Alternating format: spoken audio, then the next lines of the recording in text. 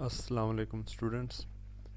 आज हमारा जो है लेक्चर नंबर 9 इस वक्त स्टार्ट हो रहा है। लास्ट लेक्चर के अंदर आपने जो है प्रॉब्लम्स वगैरह किए थे, करंट डिवाइडर वोल्टेज डिवाइडर से रिलेटेड आपने किया था, और ओहम्स लॉ और ये बेसिक्स इस तरह की ना चीज़ें, केसीएल केवीएल वगैरह वो आपने सीखी थी।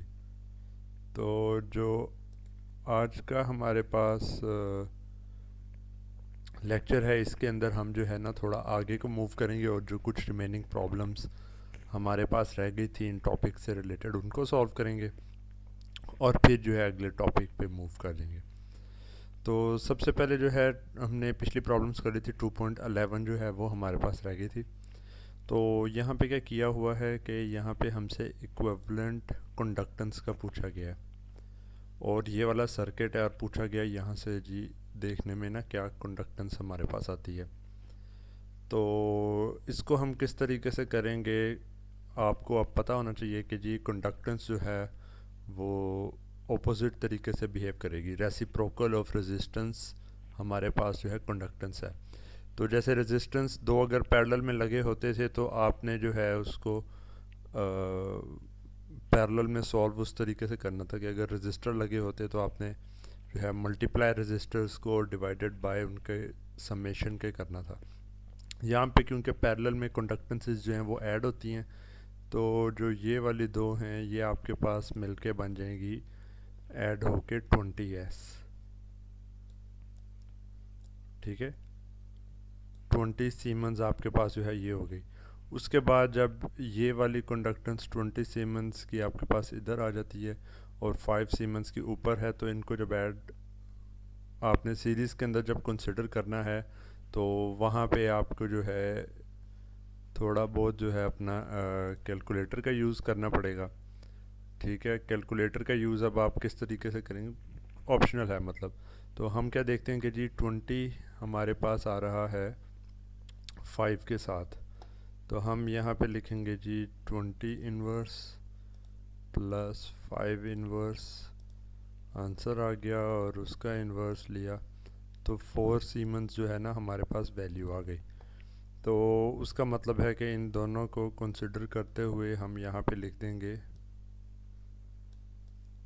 4 सीमेंस की ये रेजिस्टेंस है इन दोनों को कंसिडर करते हुए, और 6 सीमेंस की हमारे पास जो है ये वाली कंडक्टेंस है। तो जब ओवरऑल इधर से देखेंगे तो अब ये पैरेलल में है, पैरेलल में कंडक्टेंसीज ऐड होती हैं, तो 10 सीमेंस की आपके पास कंडक्टेंस यहाँ पे जो है रिज़ल्ट आ गया। यहाँ पे साथ में अब यही बताया गया कि जी अगर इसी को आपने कैलकुलेट करना हो रेजिस्टेंसेस की फॉर्म में, ठीक है, 1/12, 1/8, 1/5, 1/6, तो उस तरीके से करते हुए जो है आप सॉल्व करके रेजिस्टेंस निकाल के उसका इन्वर्स भी लिख सकते हैं। ठीक है, लेकिन है कि ये सीमेंस के अंदर आपके पास वैल्यू जो है वो 1 से बड़ी तब आएगी अगर जो रेजिस्टेंस के अंदर जो है वो 1 ओहम से कम है। ठीक है, जैसे ये सारे काम है। तो ठीक है, अगर बहुत ही कम रेजिस्टेंस है तो आप ये वाले रिलेशन यूज़ कर लें। दोनों ऑप्शंस मतलब अवेलेबल हैं। आंसर ये पूछा है आपने सीमेंस में ही सॉल्व करना है या रेजिस्टेंस के साथ ही करना है, दोनों तरीक़ों से आप कर सकते हैं। अच्छा जी, सेकंड एक और प्रॉब्लम जनाब, यहाँ पे हमारे पास एक नेटवर्क है और इस नेटवर्क में पूछा गया है कि जी ये सब कैसे अब किया जाएगा। तो इसमें हम क्या करते हैं, सबसे पहले इन दो को देखते हैं कि जी ये पैरेलल में है, तो ये ऐड हो जाएंगी हमारे पास, ये हमारे पास ऐड होके 12 सीमेन हो गया। ठीक है, और नीचे हमारे पास क्या होगा, ये 2 है, और साथ इधर जो ये वाले जो दो हैं ये हैं सीरीज़ के अंदर। ठीक है, तो सीरीज़ के अंदर जब भी आएंगे तो हमें फिर कंडक्टेंस के केस के अंदर हमें अपना रिलेशन यूज़ करना है। ठीक है, वो हमारे पास क्या होगा जी के 6 इन्वर्स प्लस 12 इन्वर्स का इन्वर्स 4 आ गया। ठीक है जी, तो हमने यहाँ पे लिख दिया 4 सीमेंस। अब ये जो है 4 और 2 जो सीमेंस है हमारे पास, ये हमारे पास पैरेलल में आ रहे हैं, तो हम इनको ऐड करके लिख लेंगे। 4 और 2 था तो ये 6 मेरे ख्याल में बनेगा।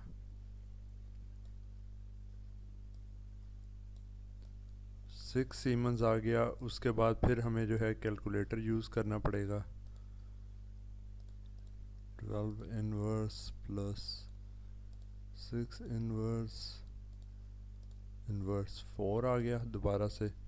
तो हम यहाँ पे जो है फाइनल इसको जब बनाएंगे तो इधर हमारे पास ये 4 सीमेंस के अंदर आ गया। ठीक है, तो 4 सीमेंस आने के ऊपर मतलब हमें पता चल गया कि यहाँ पे ना क्या रिज़ल्ट उस तरीके से रहना। चलें जी, ये भी प्रॉब्लम हो गई। उसके बाद अब हमारे पास थोड़े से इंटरेस्टिंग आई हैं। यहाँ पे हमारे पास चीज़ आ रही है, एक सेकेंड इसको अनपिन कर देते हैं। यहाँ पे हमारे पास आ रहा है I0 और V0 का उसने पूछा है इस सर्किट के अंदर। ठीक है, calculate the power dissipated by the 3 ohm register. तो उसने कहा जी 3 ओहम रजिस्टर के क्रॉस पावर डिसिपेशन आप निकालें और ये ना सारा इस तरह से सॉल्व करें। अच्छा, तो अब हमने जब ये वाला एवेल्यूएट करना है तो हमारे पास ना मल्टीपल इसमें तरीके हैं। अब रिज़ल्ट्स तक तो आप पहुंच जाएंगे, लेकिन बाज़ केसेस में इजीली पहुंचेंगे, बाज़ में मुश्किल। मैं अब ना एक इजी तरीका बताता हूँ। यहाँ से देखने के ऊपर हम अगर चेक करना चाहें कि क्या रेजिस्टेंस आएगी, ठीक है, तो ये नोड्स कॉमन है तो हमें पता चलता है कि ये 6 इन पैरेलल विद 3 ओहम होगा, जो कि हमारे पास 2 ओहम के बराबर है। ये मैं अब डायरेक्ट आहिस्ता आहिस्ता सॉल्व कर रहा हूँ, कैलकुलेटर पे काफ़ी देर कर लिया। तो जब ये 2 ओहम आ गया तो यहाँ पे 4 ओहम है और इधर आगे 2 ओहम है। ठीक है, ये पिछला वाला हमें भूला नहीं कि जी ये कनेक्शंस हमारे पास करंट ने आगे स्प्लिट होना है। इसको मैं ऐसे करके प्लस माइनस करके इसको कर दिया जी 12 वोल्ट। ये हमारे पास है 4 ओहम। करंट इधर से जो गुज़रना है आई है, उसकी वैल्यू कोई नहीं बताई हमें। और ठीक है, ये 2 ओहम। अच्छा, अब 2 ओहम के क्रॉस वोल्टेज जो है इन दोनों के पैरेलल कॉम्बिनेशन के क्रॉस वही होगी जो वी आउटपुट है। तो प्लस माइनस वी आउटपुट हमारे पास यहाँ पे रह गई। ठीक है, तो अब अगर हमने इसी को जी सॉल्व करना है तो ये तो वोल्टेज डिवाइडर बन रहा है, क्योंकि जी सीरीज़ में रजिस्टर लगे हैं और हमने उनमें से एक के क्रॉस निकालना है। तो यहाँ से हमें पता चलेगा कि वोल्टेज डिवाइडर की आउटपुट इज़ इक्वल टू वही रजिस्टर जिसके क्रॉस देख रहे हैं, डिवाइडेड बाय 4 प्लस 2। 4 प्लस 2 6 हो गया, और मल्टीप्लाई इसको कर देना है हमने 12 वोल्ट से। ये नहीं भूलना आपने कि ये रेशो होती है। तो V output is equal to 2/6 times 12। तो ये हमारे पास क्या बनता है, ये हमारे पास बन जाएगा 4 वोल्ट। ये 6 हो जाएगा, ये 12 है, 2 से करके 4 वोल्ट आ गया। अब ये जो वी आउटपुट है, अब दोबारा पहले सर्किट में आए तो यही वी आउटपुट हमारे पास जो है वो यहाँ पे भी आ रही है। ठीक है, तो बेशक आपने सिंप्लीफाई करके वी आउटपुट निकाली थी, लेकिन ये वी आउटपुट वही होगी जो इसके क्रॉस भी है। तो यहीं से अगर हम जो है यूजिंग फिगर ये लिख सकते हैं हम, वो हम करें तो हमारे पास जो है यहाँ पे जो है आई आउटपुट जो है करंट भी निकल सकता है। तो ये आई आउटपुट क्या बनेगा, वी आउटपुट 4/3। ठीक है, तो ये हमारे पास आ जाता है कोई 1.33 एम्पेयर। ठीक है, तो इस तरीके से मतलब कि हम जो है ये करंट भी निकाल सकते हैं। इसको एक सेकंड हम नेक्स्ट पे वेरीफाई कर लें। जी हाँ, 4/3 एम्पेयर करेक्ट हमने निकाला है। अच्छा, और भी कुछ पूछा था, हाँ पावर पूछी थी हमसे 3 ओहम रजिस्टर के क्रॉस। तो पावर अगर निकालनी है, वोल्टेज हमें पता है इसके क्रॉस कितनी है 4। P is equal to V output times I output. तो वोल्टेज हमारे पास थी 4 वोल्ट मल्टीप्लाइड बाय 4/3, तो ये हमारे पास आ जाएगा 16/3 वाट। ठीक है, कैलकुलेटर से अगर एग्जैक्ट निकालना चाह रहे हैं आप तो हम निकाल सकते हैं जी 16/3 5.333। ठीक है, तो ये हमारे पास आ जाएगी जी जनाब, जो पावर है वो है 5.3333 लिख दें, 3 बार लिख दें, वो भी वही बात है, वाट। तो हमने जो है सारी चीज़ें इधर निकाल ली, और ये मैंने आपको जो तरीका बताया इसमें मिनिमम पॉसिबल स्टेप्स, लेकिन ये अंदाज़ा लगाना कि जी इन स्टेप्स के थ्रू हो जाएगा। हो सकता है सॉल्व करते वक्त आप ये आई निकाल लें जैसे इसने निकाला है, लेकिन डायरेक्टली आई निकालने का ऐसा फ़ायदा नहीं है, क्योंकि आई निकालने के बाद आपको फिर फर्दर करंट डिवाइडर इधर लगाना पड़ना है। ठीक है, तो मैंने एक तरीका निकाला कि जी वोल्टेज डिवाइडर के साथ वोल्टेज जब आ गई तो वो कॉमन है, तो आगे ओहम्स लॉ से हो गया। पर ये चीज़ अगेन एक्सपीरियंस की बेस के ऊपर ये आपको पता चलेगा। तो अभी मैं क्योंकि रन टाइम पे सॉल्व कर रहा हूँ, तो जो मेरे जहन में तरीक़ाकार एक आ जाए मैं उसी के ऊपर कर रहा हूँ, पर ऑफ कोर्स ये प्रिंसिपल्स मैं वही यूज़ कर रहा हूँ जो आपने पढ़े हुए हैं। अच्छा जी, अब ये तो वही चल रहा है। हाँ जी, अब हमारे पास ना ये एक और आ गया, यहाँ पे भी मेरे ख़्याल में मैं वही तरीका यूज़ कर लूँ ना तो ईज़िली सॉल्व हो सकता है। इसी सर्किट के अंदर I1 पूछा है, I2 पूछा है, और वो उन्हीं रजिस्टर्स के क्रॉस है जिनके क्रॉस हमसे वोल्टेज पूछी है। तो इधर अगर ये 6 और 12 ओहम है, इधर 10 और 40 ओहम है, तो अगर हम चेक करें कि जी ये पैरेलल में क्या वैल्यू आएगी इन रजिस्टर की, कैलकुलेटर पे मूव कर जाते हैं हम। ठीक है जी, तो हमारे पास है 12 इनवर्स प्लस 6 इनवर्स का इन्वर्स, बल्कि वो इन्वर्स में ही वैल्यू देख के भी बंदा लगा सकता है, क्योंकि ये कौन सा कोई ऐसी बात है, ये 4 ओहम आ जाता है, और ये 10 और 40 है। दूसरे केस में तो जनाब 10 इन्वर्स प्लस 40 इन्वर्स, ये 8 ओहम, इसका इन्वर्स लेंगे तो 8 ओहम आएगा। तो यहाँ पे मैं लिख देता हूँ कि जी ये 8 ओहम है, ये लिखा नहीं सही गया। ठीक है जी, 8 ओहम का हमारे पास यहाँ पे आ गया। तो इसको रीड्रा हम अगर करें तो हमारे पास ये जनाब प्लस माइनस इधर आ जाता है 30 वोल्ट्स। इधर हमारे पास एक 4 ओहम का रेजिस्टर है जिसके क्रॉस वोल्टेज, क्योंकि एक ही नोड्स हैं तो वोल्टेज वही रहेगी V1। और यहाँ पे हमारे पास एक अदद सेकंड आ गया 8 ओहम का, और उसके क्रॉस वोल्टेज है V2। तो यहाँ पे हमें ये नज़र आया कि जी ये तो एक सिंपल वोल्टेज डिवाइडर ही लगेगा, तो हम लेट से V1 निकाल लेते हैं। V1 निकालेंगे तो वो किसके बराबर होगा, वो होगा ये V1 के क्रॉस जो रजिस्टर है डिवाइडेड बाय टोटल रेजिस्टेंस, ठीक है, लूप के अंदर, और मल्टीप्लाइड बाय जो एक्साइटिंग जो सोर्स था वोल्टेज जो थी इस कॉम्बिनेशन के क्रॉस, वो है 30। ठीक है जी, तो ये क्या होता है हमारे पास, ये हमारे पास आ जाता है 1/3 times 30 is equal to 10 volt. तो V1 is equal to 10 volt इधर लिखा भी हुआ है।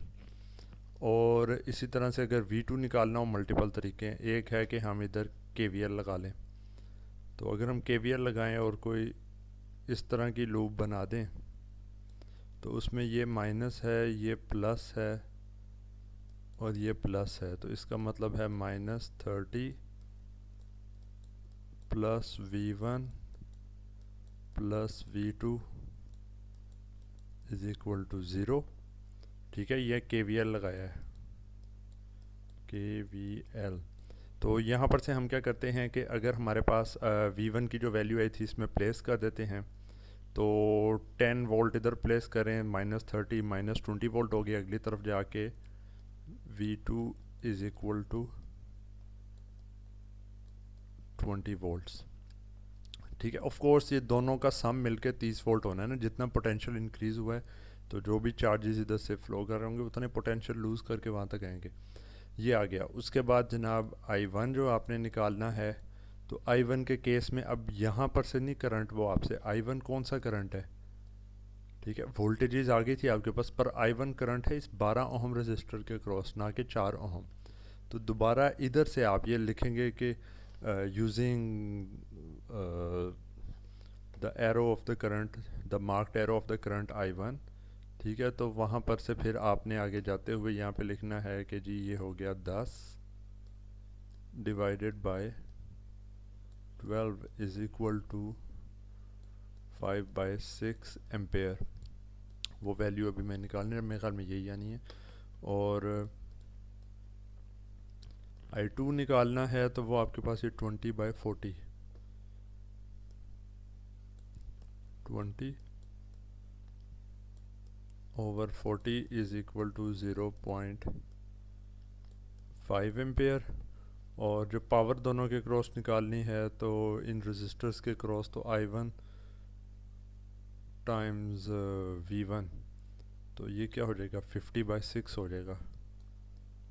P1 is equal to 5/6 times 10 is equal to 50/6 watt, 25/3, तो जितना भी 8.33 बनता है। और जो सेकंड वाला केस है उसके अंदर हमने इस रजिस्टर के क्रॉस निकाली थी, तो V2 और I2 है। पैसिव साइन कन्वेंशन, साइन इसलिए पॉजिटिव आया, ये याद रखना है कि उन चीज़ों को भूलना नहीं है जो पहले हमने सीख ली थी। 0.5 टाइम्स 10 ये हमारे पास हो गया 10 वाट। ठीक है, तो यहाँ पर से हमें ना इन चीज़ों का ये पता चल गया कि सारी जो हैं वैल्यूज़ हमारे पास इसी तरह से आएंगी। तो स्पीड मेरे ख़्याल में हमारी रिलेटिवली थोड़ी अभी स्लो जा रही है। ज़रा तेज़ी से अब अगली प्रॉब्लम्स को हम करते हैं। ये, हाँ, ये वाली प्रॉब्लम है, और कितनी है, ठीक है इतनी नहीं रह गई। 2.13 प्रॉब्लम।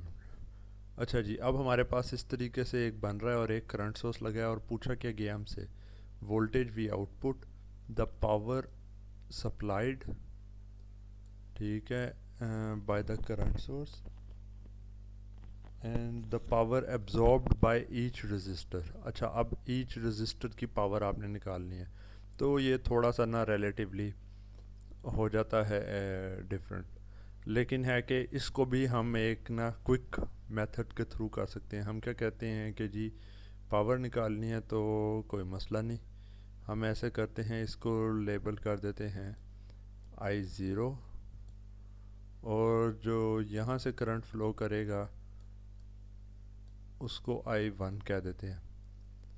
ठीक है, तो अब हमारे पास इधर है कि जी इसी सर्किट को अगर हम रिड्यूस्ड फॉर्म में बनाएं तो ये 6 और 12 सीरीज़ में आ रहे हैं, तो ये 18 किलो ओहम हमारे पास बन जाएंगे, बाकी सारा उसी तरह से। अच्छा, बल्कि ये भी ठीक है, इन्होंने जो दूसरी नोटेशन यूज़ की है मैं वही कर लेता हूँ, ताकि ना हमारे वो नंबर की वैल्यूज़ की वजह से आप लोग ना कंफ्यूज हों। करने को जो मर्ज़ी आप यूज़ कर लें, कौन आपको इसमें रोकेगा, एज़ लॉन्ग एज कंसिस्टेंट हो। I0 हो गया, ये I1 हो गया, और ये I2 है। ठीक है जी, तो ये इसी तरह से आपने करने के बाद, क्योंकि सीरीज़ में करंट एक ही फ़्लो करेगा, 18 कर दिया। तो अब मैं क्या करता हूँ, लेट से मैं कह देता हूँ कि जी I1 मैंने करना है। तो हमने वोल्टेज आउटपुट के क्रॉस ही निकालनी है, और पावर हर जगह से, कोई मसला नहीं। तो I1 हमारे पास क्या आएगा, I1 में इस को देखते हुए मुझे पता चलता है कि जी एक करंट सोर्स सीधा से आया हुआ है, और यहाँ पे तो ये तो करंट डिवाइडर बन रहा है। तो अब करंट डिवाइडर का क्या रिलेशन था, क्योंकि मैं 9 किलो ओम रजिस्टर के क्रॉस देख रहा हूँ, तो जो करंट डिवाइडर है वो मुझे कहता है कि जी आपने जो अगली ब्रांच में जो करंट है ना, उसके जो रजिस्टर की वैल्यू है उसको आपने ऊपर लिखना है। ठीक है, डिवाइडेड बाय 9 प्लस 18। अब यहाँ पे मैं किलो ओहम बार बार नहीं लिख रहा क्योंकि ऊपर नीचे दोनों तरफ किलो ओहम में कैंसिल हो जाना है ये। ठीक है, और मल्टीप्लाई मैंने किससे किया, मल्टीप्लाई मैंने कर दिया इससे 30 से, 30 मिली एम्पेयर से, मिली एम्पेयर। तो ये अब मेरे पास किसके बराबर आता है, ये होगा 2/3।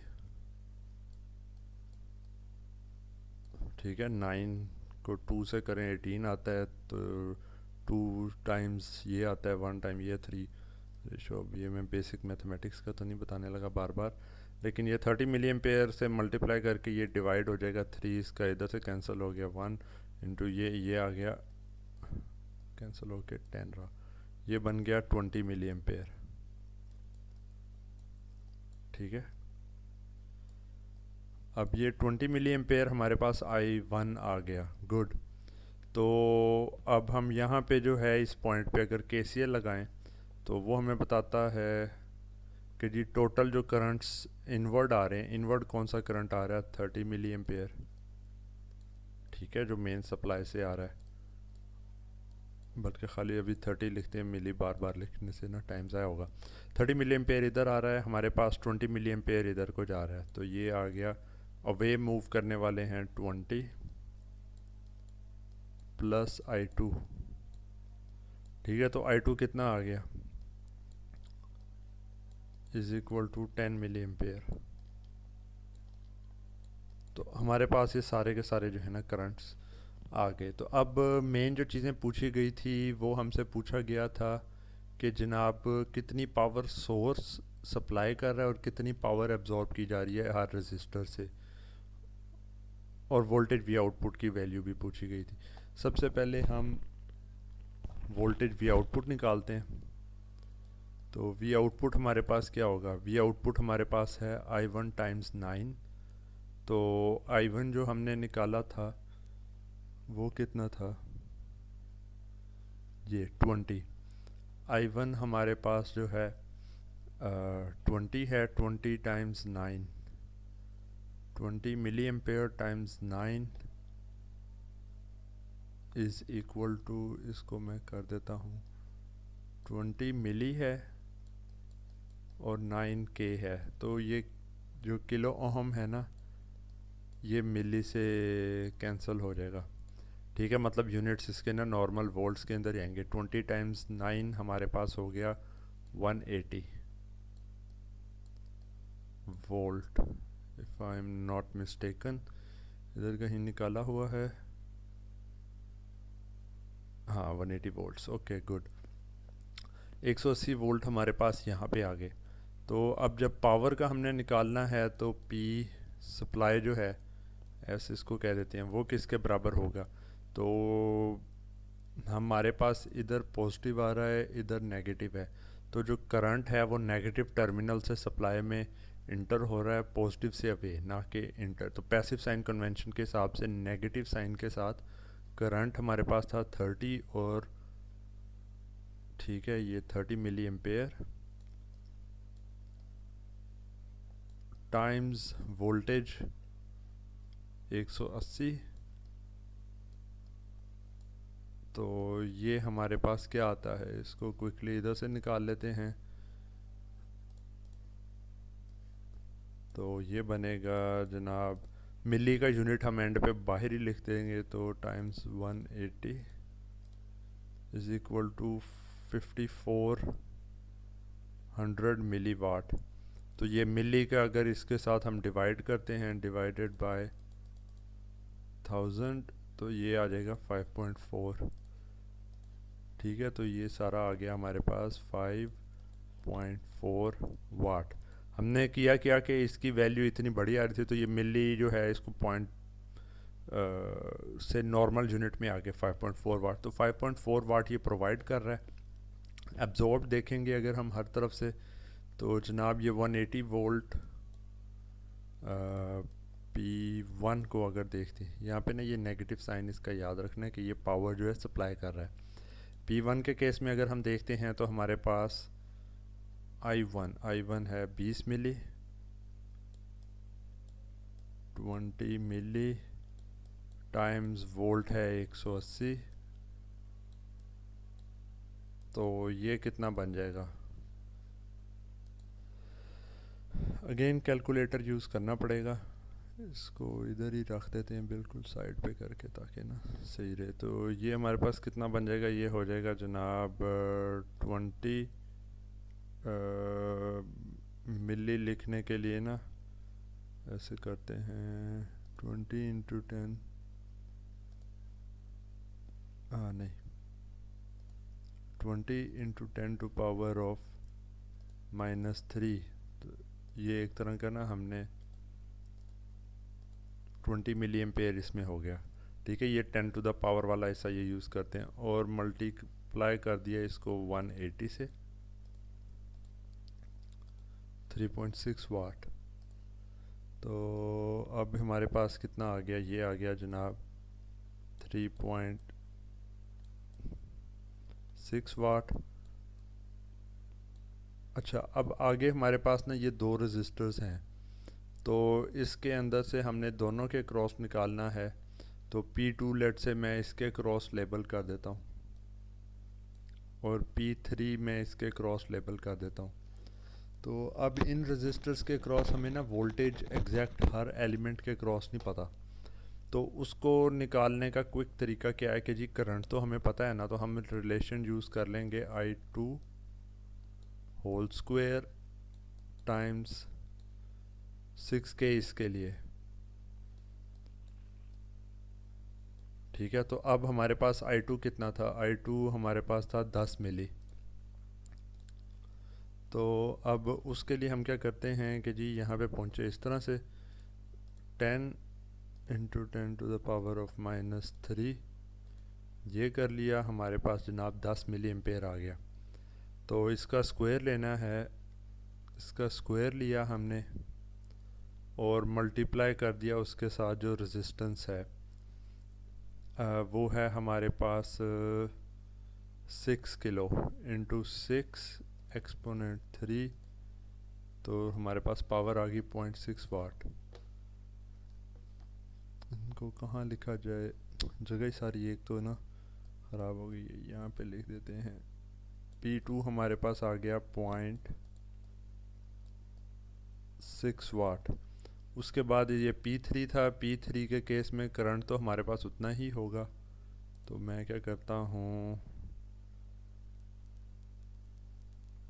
चलें दोबारा ही कर लेते हैं, कोई नहीं। तो हमारे पास था 10 × 10⁻³ ये हमारे पास था जी 10 मिली एम्पेयर। इसका हमने लिया जनाब स्क्वायर, ये हमारे पास आ गया और उसको मल्टीप्लाई किया 12K से, 12 × 10⁻³ तो हमारे पास 1.2 वाट। P3 इज़ इक्वल टू 1.2 वाट।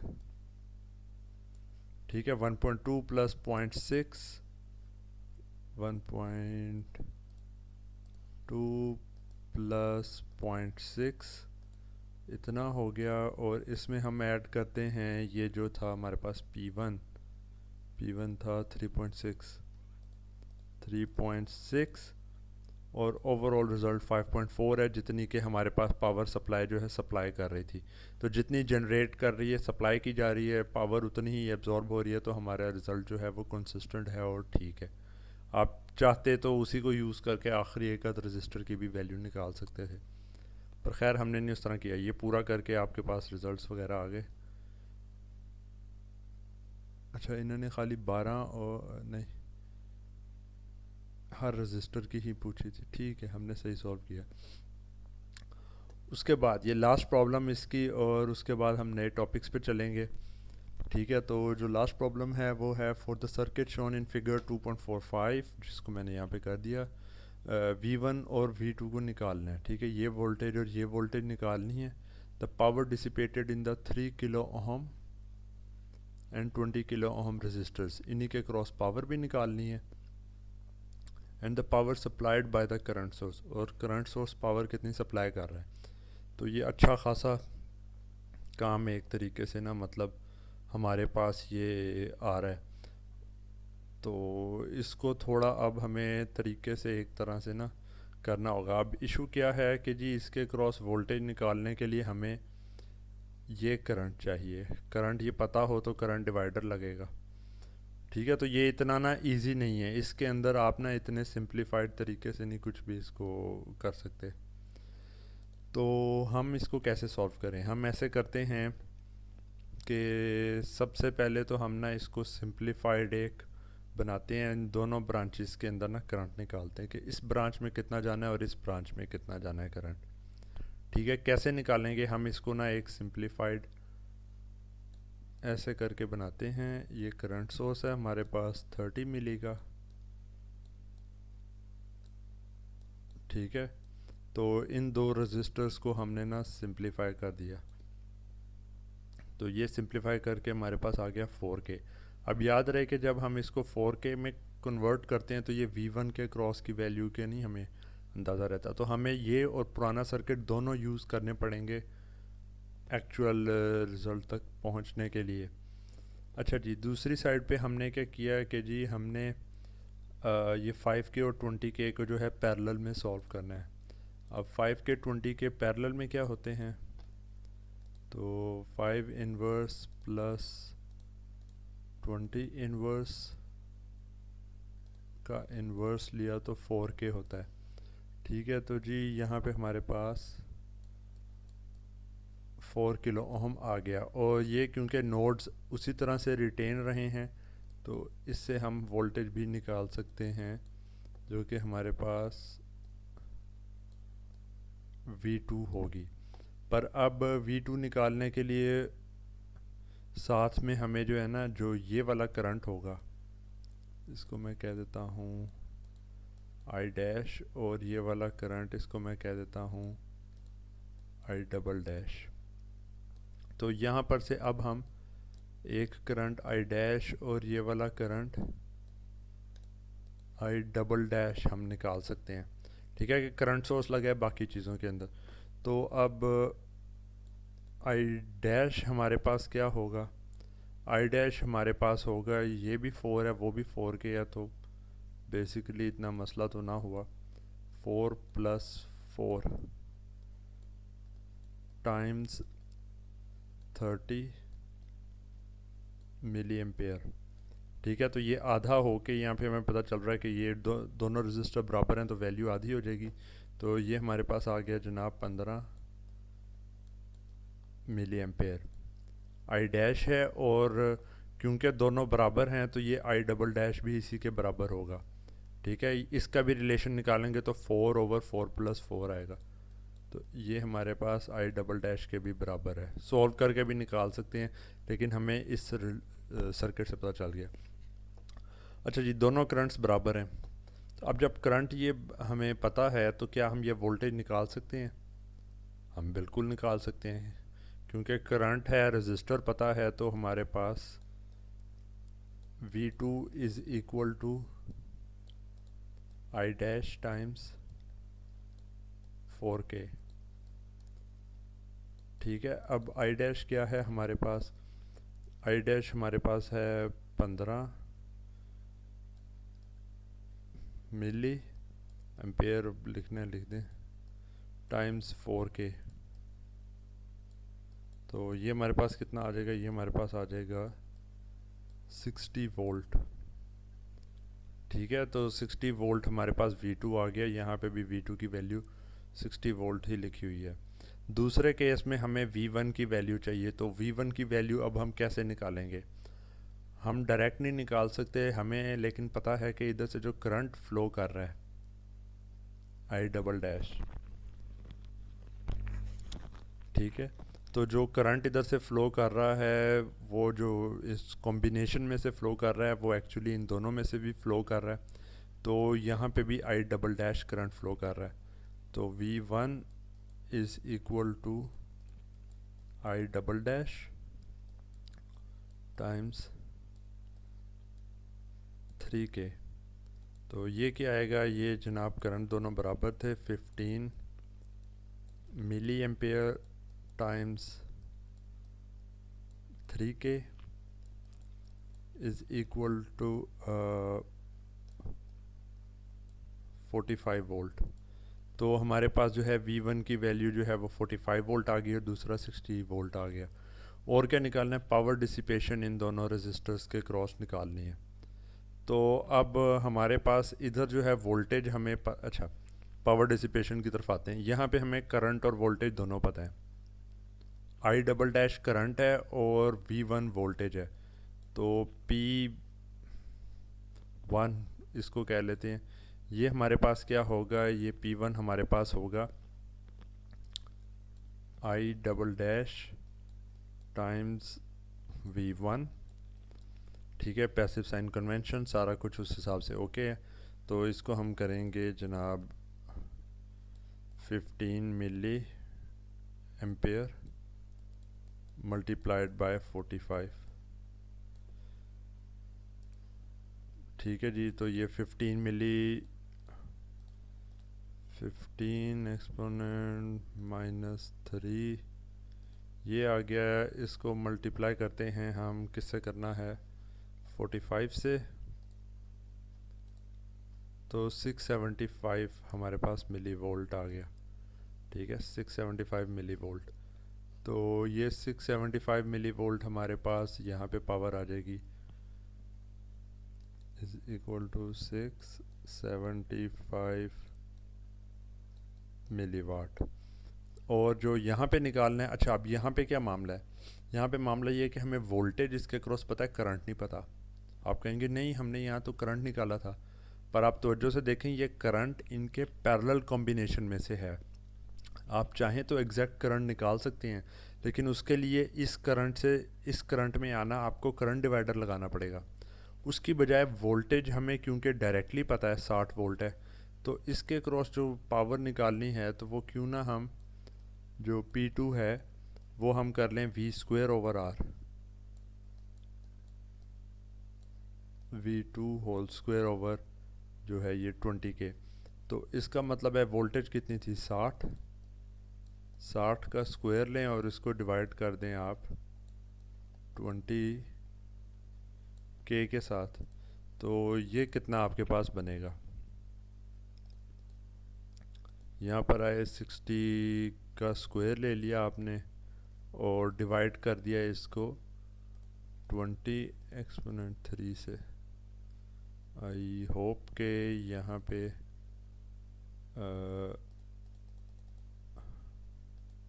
ठीक है, ये बेहतर होता है कि ना जब आपने, मैं दोबारा दिखा दूँ, हाँ जब इस तरह का करना होना तो बेहतर है कि डिवीजन और मल्टीप्लिकेशन हो रही हो तो ब्रैकेट्स यूज़ कर लें कैलकुलेटर में। वरना क्या होगा, पॉसिबल है कि जी 20 से डिवाइड करे और रिज़ल्ट को इससे मल्टीप्लाई कर दे। हम ये नहीं चाह रहे कि इनको डिवाइड करके रिज़ल्ट को करें, हम कह रहे हैं 20 को पहले इससे मल्टीप्लाई करे और जो रिज़ल्ट है उसको डिवाइड उसको इस्तेमाल करें 60 से डिवाइड करने के लिए। ठीक है जी, ये हमारे पास कितना आ गया, ये हमारे पास आ जाता है 180 मिली वाट। ठीक है, तो जी ये हमने लिख देना है इधर 180 मिली वाट, 180 मिली वाट, 180 मिली वाट का हो गया। उसके बाद फिर पूछा गया जी टोटल पावर। अब याद रहे कि इन दोनों की पावर्स को ऐड करने के बाद टोटल पावर नहीं बननी, क्योंकि और भी कुछ एलिमेंट्स हैं जिनके क्रॉस पावर नहीं निकाली आपने। अब या तो सारों की निकाल के करें या दूसरे केस में आपको इसके क्रॉस वोल्टेज तो पता है, वोल्टेज कितनी है 60, करंट कितना है 30 मिली एम्पेयर। ठीक है, और साइन क्या होगा पावर का, नेगेटिव। नेगेटिव क्यों, क्योंकि ये सप्लाई कर रहा है। तो इस केस में 60 को 30 से करते हैं, ये आ जाएगा आपके पास -1.8 वाट, जिसका मतलब है 1.8 वाट आप सप्लाई कर रहे हैं। तो ये इस तरीके से ना मुख्तलिफ अब ये टेक्निक्स हमने सारी की सारी यूटिलाइज़ की हैं और उनको इस्तेमाल करके ना हमने यहाँ पे ना पावर जो है वो हमने बेसिकली निकाली है। अच्छा जी, अभी हमने जो है वो लास्ट जो लेक्चर से रिलेटेड प्रॉब्लम्स जो कुछ रह गई थी उन सारों को कर लिया, लेकिन कोर्स को कवर करने के लिए हमें ना साथ साथ जो दूसरे टॉपिक्स हैं उनको भी आगे ना कंटिन्यू करना है, क्योंकि मैं ना प्रॉब्लम्स पे जितना ज़्यादा टाइम लगा रहा हूँ तो आपके लिए जो है एडिशनल मतलब असिस्टेंस आपको मिल जाए कि समझ आ जाए कैसे सॉल्व करना है। पर साथ साथ ना ज़रा कोर्स के टॉपिक्स भी हमने कवर करने हैं। तो अब उन प्रॉब्लम्स के बाद अब हम जो है एक्चुअल जो लेक्चर नंबर 9 ने जिस चीज़ को एड्रेस करना था हम उस तरफ को मूव कर चुके हैं। और इसमें जो हमारे पास ये चीज़ है वो है कि वाई डेल्टा ट्रांसफॉर्मेशंस। ठीक है, इसको देखते हैं कि जी यहाँ पे क्या होता है। ये वही आपके अभी तक जो है सेकंड चैप्टर ही चल रहा है। अच्छा, हमने अभी पिछले केस में देखा कि जी सर्किट्स के अंदर ना आमतौर पे जो कॉन्फ़िगरेशंस और बन रही होती हैं उसके अंदर कहीं ना कहीं हमारे पास जो है आमतौर पे सीरीज़ वगैरह के सर्किट आ रहे होते हैं। ठीक है, कोई सीरीज़ आ रहा है, या हमने देखा था कि हमारे पास जो है ना पैरेलल आ रहे होते हैं।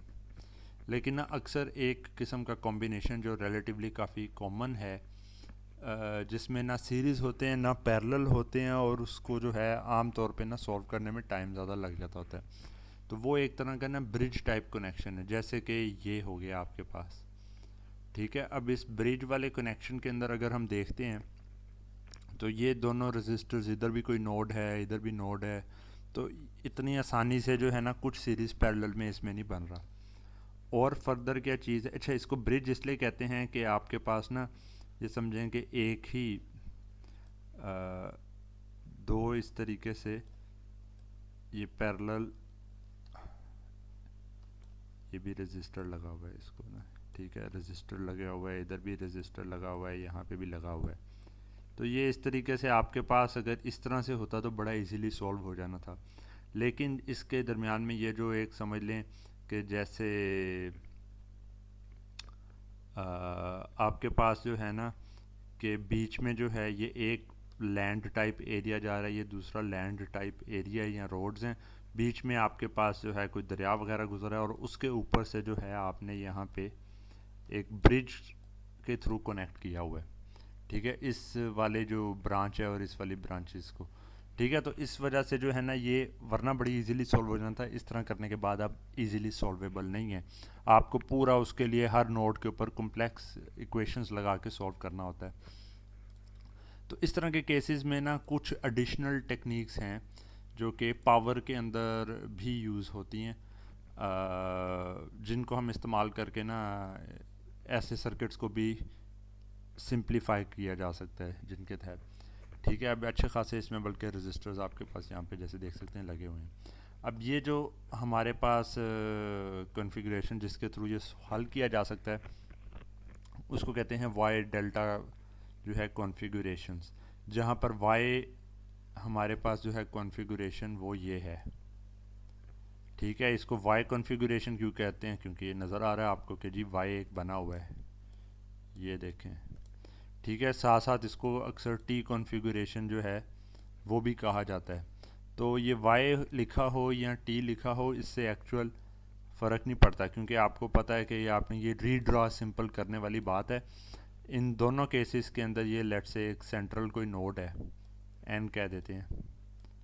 ठीक है, तो 1 2 3 4 1 2 3 4 उसी तरीके से हैं। ब्रांचेस जो हैं आपके पास वो उसी तरीके से, ये 1 और n के बीच में, यहाँ पे भी 1 और n के बीच में। तो ये एक ही सर्किट को ना बस ड्रॉ करने के लिए इस तरह से y कह देते हैं, इस तरह से t, तो आप इसको भी y कह सकते हैं। ये उसी की जो है रीड्रॉन एक शेप है। तो इस तरह का एक ना कॉन्फ़िगरेशन हमारे पास होती है। तो हमने चेक करना होगा कि जी इन दो टर्मिनल्स के दरमियान में क्या रेजिस्टेंस है, इन दो के दरमियान में क्या है, तो उस तरह से ना सॉल्व करना होता है। और इसी तरह जो दूसरी हमारे पास एक कॉन्फ़िगरेशन है उसको कहते हैं डेल्टा या पाई। अब डेल्टा कॉन्फ़िगरेशन क्या है, अगर ये इसी तरह के 1 2 3 4 के अंदर देखें ना, तो 1 और 3 के दरमियान में रजिस्टर लगा है, 1 और 2 के दरमियान में है, और 3 और 2 या 3 और 4 कह लें उसके दरमियान में रजिस्टर लगा हुआ है। जबकि इधर जो है उन सारे टर्मिनल्स के दरमियान में कोई एक एडिशनल टर्मिनल एग्जिस्ट कर रहा है जिनके साथ तमाम रजिस्टर्स आ रहे हैं। ठीक है, तो यहाँ पे डेल्टा के अंदर जो है वो कोई इस तरह का नहीं है, हर टर्मिनल्स के आपस में जो है ना रेजिस्टेंसेस बनी हुई हैं। तो ये जो कॉन्फ़िगरेशन है ये डेल्टा बन रहा है आपके पास, इसलिए इसको जो है डेल्टा कॉन्फ़िगरेशन कहते हैं। दूसरे केस में लेकिन इसी को अगर हम रीड्रॉ करें तो ये पाई कॉन्फ़िगरेशन भी बन जाती है। पाई और डेल्टा जो है वो एक ही चीज़ है, क्योंकि आपको पता है ये जो है सिंगल नोड है, इसको आप इकट्ठे करके बना लें, इसको सेपरेट कर दें, कोई उससे जो है सर्किट की सेहत पे कोई फ़र्क नहीं पड़ता। ठीक है, तो ये हमारे पास डिफरेंट कॉन्फ़िगरेशंस हैं। तो अब चीज़ क्या है कि हमारे पास जैसे ये पिछला केस था, तो यहाँ पे अगर हम देखें तो ये हमारे पास एक डेल्टा कॉन्फ़िगरेशन बन रही है। ठीक है, या दूसरे अल्फाज में अगर ऐसे नहीं हमने देखना तो हम कहते हैं कि जी ये वाली जो है हमारे पास एक डेल्टा कॉन्फ़िगरेशन बन रही है, दो up and down delta configurations हैं। तो इस तरह की कॉन्फ़िगरेशंस को किसी और कॉन्फ़िगरेशन में ले जाके अगर यहाँ पे y लगा होता हमारे पास, ठीक है, लेट से अगर y लगा होता ऐसे करके और यहाँ पर से रजिस्टर लगा के इस तरफ को और रजिस्टर लगा के इधर को, तो ये दो रजिस्टर सीरीज़ में आ जाने थे, हम इजीली सॉल्व कर सकते थे उसको। इसी तरह यहाँ पर से भी हम इसको जो है डेल्टा की बजाय अगर इसको हम y में कन्वर्ट कर लेते, ठीक है, और वहाँ पर से थोड़ा जो है और भी मतलब कि काफ़ी कुछ ना इसके अंदर किया जा सकता था, सॉल्व करने में थोड़ी सी आसानी हम पैदा कर सकते थे। तो अब हमने यहाँ पे क्या देखना है कि जी अगर हमारे पास इस तरह का नेटवर्क आता है y, तो उसको हम डेल्टा में कैसे कन्वर्ट कर सकते हैं, या डेल्टा अगर फॉर्म में आता है तो उसको y में कैसे कन्वर्ट करना है। यहाँ पे जो y है ना उसको ये WYE लिखा जाता है ताकि बार बार सिंपल y कह सकते हैं, लेकिन है कि वो ज़रा ना कंफ्यूजिंग हो सकता है। अच्छा जी, तो अब हम पहला जो काम करेंगे वो हम कहेंगे कि जी डेल्टा को, ये डेल्टा है, इसको y के अंदर कैसे हमने ट्रांसफॉर्म करना है। तो अब ये ट्रांसफॉर्मेशन का क्या तरीका होगा, तो इसमें हम ऐसे करेंगे कि हम इक्विवेलेंट सर्किट बनाने के लिए हम 1 से 2 में जो आपको डेल्टा में रेजिस्टेंस नज़र आ रही है वही 1 से 2 के केस में आपको y में रेजिस्टेंस नज़र आनी चाहिए। 3 से 4 के केस में जो डेल्टा में रेजिस्टेंस नज़र आ रही है R34 कह दें, ठीक है, वही आपको यहाँ पे नज़र आनी चाहिए। तो इस तरीके से अगर दोनों नेटवर्क्स के केस में जो है तमाम टर्मिनल्स के दरमियान में रेजिस्टेंस इक्विवेलेंटली एक जैसी नज़र आती है तो हम कहेंगे कि जी सर्किट इक्विवेलेंट है। अच्छा जी, अब कैसे किया जाए काम। अब इसका पहला तरीक़ाकार क्या है कि हम दोनों केसेस में देखेंगे कि हमारे पास 1 से 2 देखने के अंदर ना क्या रेजिस्टेंस नज़र आती है। इस केस में अगर हम 1 टर्मिनल से 2 टर्मिनल के बीच में देखते हैं, ऑफ कोर्स जो थर्ड टर्मिनल है उसको हम अनकनेक्टेड ओपन छोड़ते हैं। अगर ये अनकनेक्टेड है तो इधर से कितना करंट फ्लो करेगा, 0 y के केस में। 0 क्यों, क्योंकि आगे से कोई है ही नहीं। आप यूँ समझ लें कि जैसे इस पॉइंट और जो ये वाला पॉइंट है उसके दरमियान में इन्फिनिटी रेजिस्टेंस है, ठीक है, कोई करंट नहीं फ्लो करेगा। तो ये ओपन सर्किट है, ये तो टोटल ही ओपन सर्किट नज़र आएगा हमें। तो इसको अगर हम नहीं उसमें देखते तो ये हमें सिंपल R1 प्लस R3 नज़र आता है, ठीक है, y के केस में। अगर हम डेल्टा के केस में देखते हैं तो डेल्टा के केस के अंदर हम जब इसी तरीके से इस वाले हिस्से को जो है ओपन छोड़ते हैं तो अब हमें और इन दो टर्मिनल्स के बीच में देखेंगे तो हमें पता चलता है कि जी हमारे पास ये एक रजिस्टर RB है, और अगर यहाँ पे कोई और चीज़ कनेक्टेड नहीं है तो ये RC और RA सीरीज़ के अंदर लगे हुए हैं, और इनका series combination RA plus RC इस RB के साथ पैरेलल में है, ठीक है। तो हम कहेंगे R12 ऑफ Y ये हमारे पास इसके बराबर आ गया, और R12 of delta RB in parallel with RA plus RC हो गया हमारे पास, ठीक है। तो हमारे पास अब होना क्या चाहिए कि जी ये 1-2 और जो 1-2 डेल्टा है अगर ये दोनों बराबर होंगे, ठीक है, तो फिर हमारे पास सर्किट इक्विवेलेंट है। तो अगर हम इन दोनों को बराबर प्लेस करते हैं तो वो हमारे पास आ जाएगा जी R1 plus R3 is equal to, ये यहाँ पे ना उसी की वैल्यू इन्होंने लिखी है ये जो है ना हमारे पास R B in parallel with R A plus R C, तो ये हमारे पास बनता है जी आर बी, ऊपर प्रोडक्ट आ जाएगा R A plus R C divided by R B plus जो दूसरा रजिस्टर होता है वो है R A plus R C. मतलब कि ये सारे रजिस्टर्स इधर आ रहे हैं और ऊपर आर बी कॉमन है और R A plus R C आपके पास आ रहा है। तो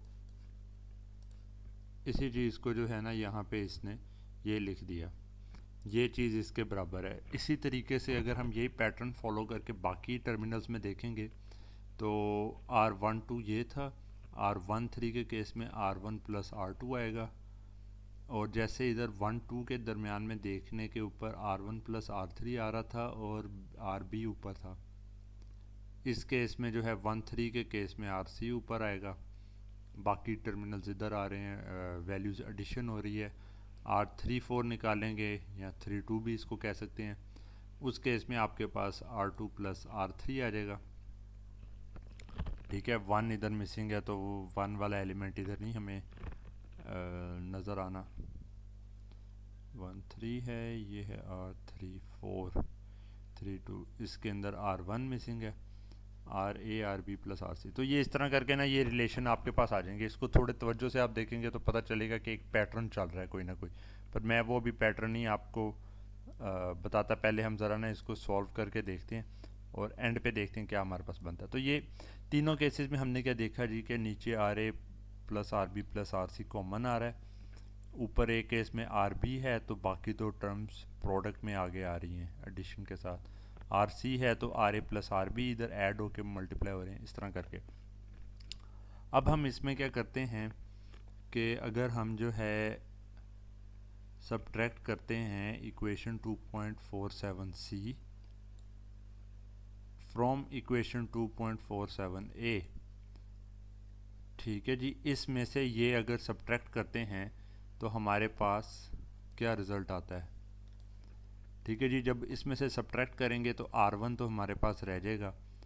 ठीक है, यहाँ पे ये -R2 हो जाएगा और ये -R3 और R3 ये कैंसिल हो जाएंगे, राइट हैंड और लेफ्ट हैंड साइड दोनों में सब्ट्रैक्ट करना, तो ये रिज़ल्ट आ जाएगा R1 -R2। इस साइड पे आते हैं तो हमारे पास R A plus R B plus R C common था, तो डिनोमिनेटर तो कॉमन रहेगा इन दोनों का।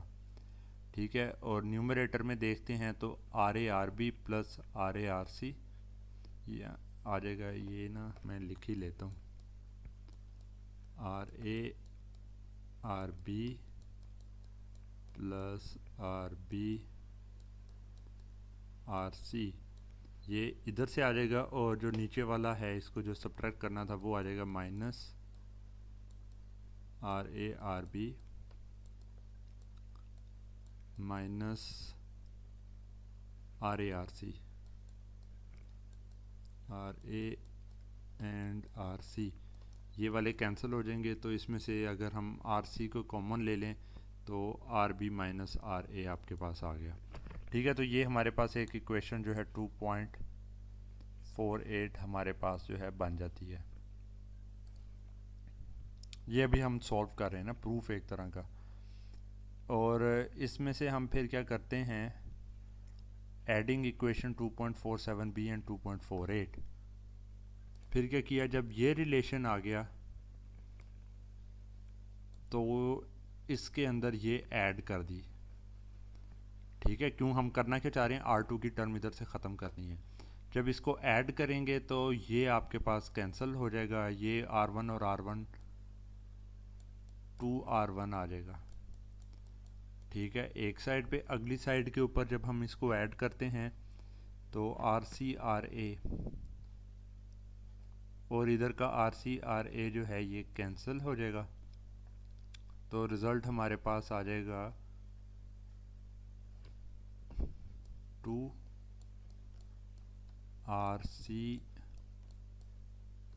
And RB divided by denominator में वही रहेगा RA plus RB plus RC plus R C. ठीक है, तो ये सारा करने के बाद हमारे पास जो एंड रिज़ल्ट आता है वो ये आता है कि जी R1 को जब आपने निकालना है तो वो होगा R B R C over R A plus R B plus R C. At least यहाँ पे जो है वो उतनी कॉम्प्लेक्सिटी आपके पास नहीं आ रही। 1 अगर निकालना है तो नीचे तो ऐड ही होना है, तो ए को छोड़ के बी सी लिख दिया। 2 निकालना है तो सी ए लिख दिया। 3 निकालना है तो ए बी ऊपर लिख दिया, नीचे डिनोमिनेटर में वही। तो ये अगर आप करते हैं तो आप जो हैं डेल्टा के अंदर जो रजिस्टर्स हैं उनको इस्तेमाल करते हुए जो है आप y के रजिस्टर्स की वैल्यू निकाल सकते हैं और इस तरह से लिख के प्लेस कर सकते हैं। ठीक है, तो ये हमारे पास जो है ना एक इसका तरीक़ाकार जो है यहाँ पे आ गया। तो दूसरे केस में ना इसी को अगर सिंप्लीफाइड तरीके से लिखना हो तो हम कह सकते हैं we do not need to memorize, इनको याद करने की ज़रूरत नहीं है। To transform R delta network to Y we create an extra node N as shown. अच्छा, अब इनको याद रखने का तरीका क्या है कि यहाँ पे ना इम्पोर्टेंट है कि जो आप आर ए आर बी और आर सी कह रहे हैं वो उन्हीं नोड्स के दरमियान में हो जिन नोड्स के ऊपर यहाँ पे मेंशन्ड है। मतलब कि आर बी लाजमन इधर कनेक्टेड होना चाहिए, आर सी लाजमन इन दो के 1 और 3 के बीच में होना चाहिए।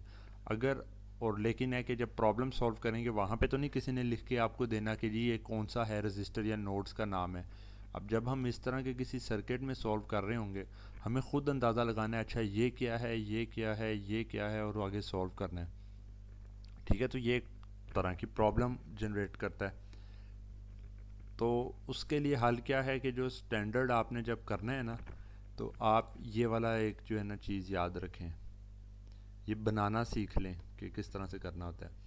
मसलन कि जी अब मुझे नहीं पता कि कैसे ये बनता है। ठीक है, तो मैं क्या करता हूँ कि ये रैंडम इस तरह का एक बना लेता हूँ।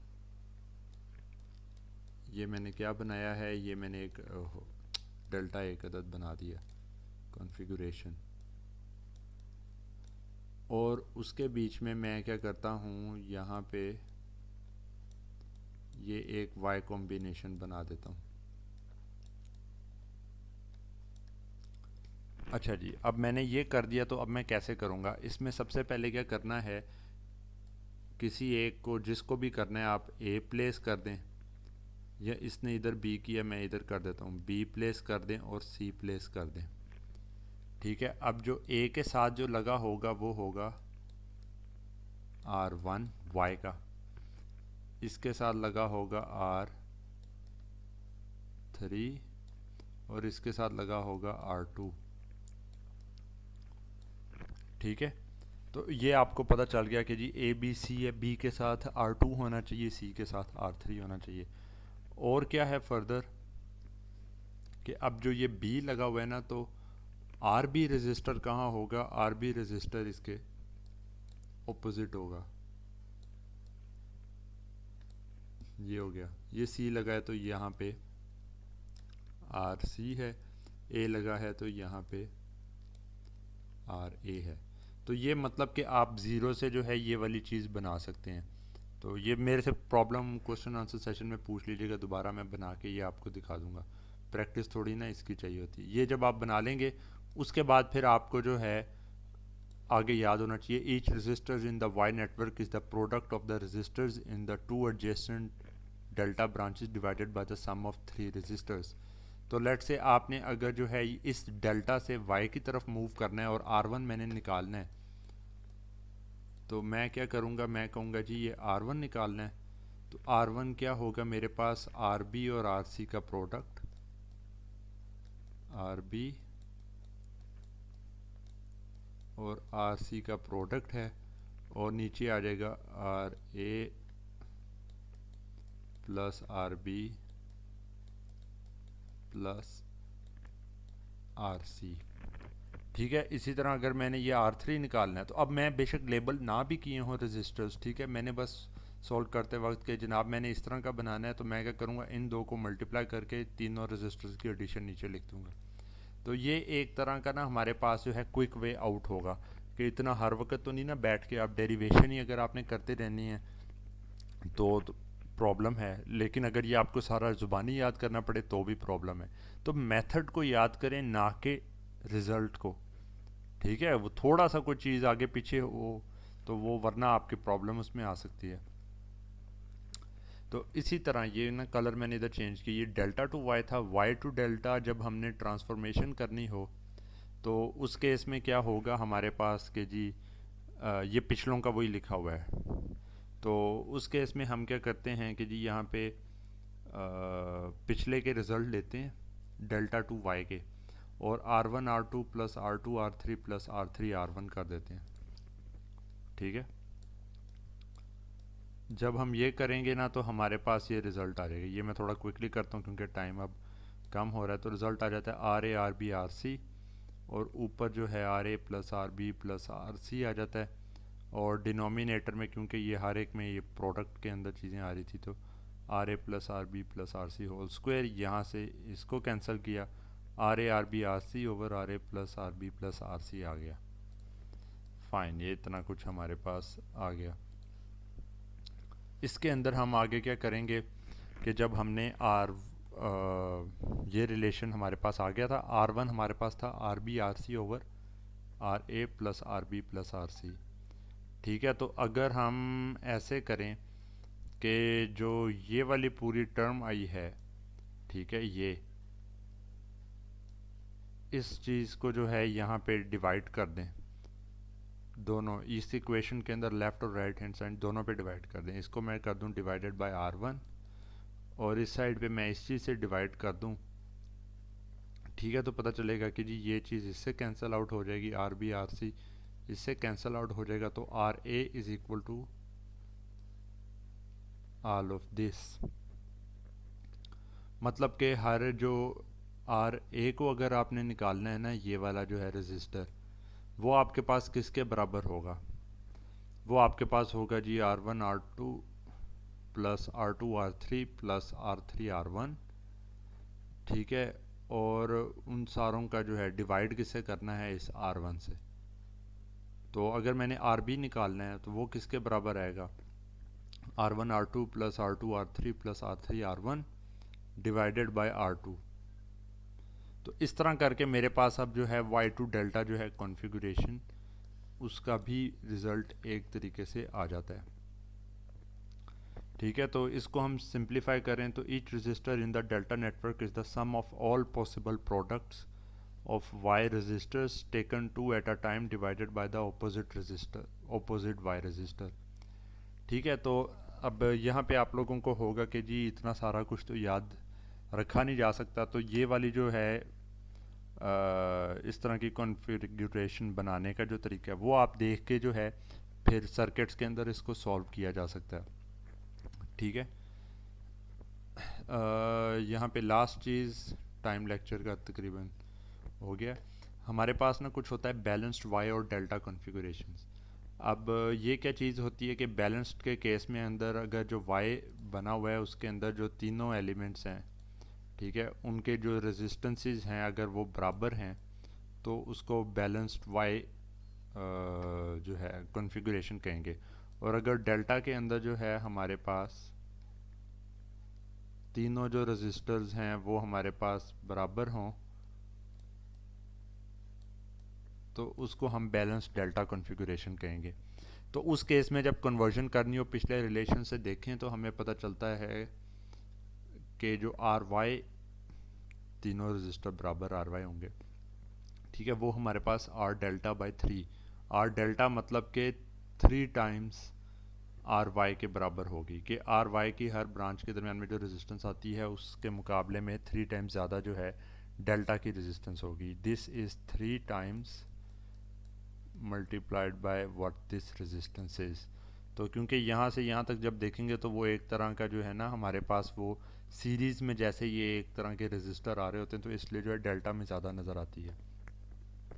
अच्छा, यहाँ पे ये ख्याल रखना है कि ये सिर्फ ना ट्रांसफॉर्मेशन है, इसका ये मतलब नहीं है कि सर्किट एक्चुअली आपके पास चेंज हो रहा है या आप कोई सर्किट में नई चीज़ डाल रहे हैं।